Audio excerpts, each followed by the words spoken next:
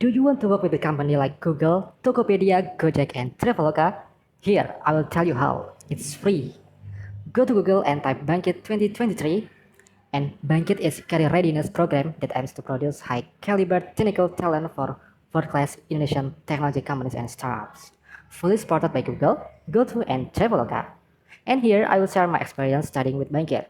The 6 months that I will spend while participating in this program, here we can choose one of the three learning paths, namely machine learning, mobile development, and cloud computing.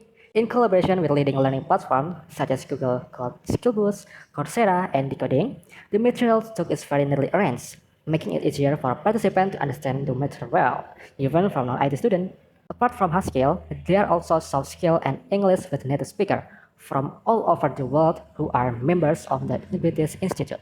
Learning at Bangkit is divided into two types, namely self-paced learning and live session or ILT, with practical and professional speakers from various leading technology industries. And if you encounter difficulties during the learning process, you can easily ask the mentor during the weekly consultation session, as well as the discussion forums that have been provided. Don't worry, even though there are so many participants, your question will surely be answered. You are enthusiastic and can complete each challenge well. Points are waiting for you and can be exchanged for Bangkit merchandise. At the end of the lesson, you have the opportunity to make a technological innovation to solve problems that exist in society and industry.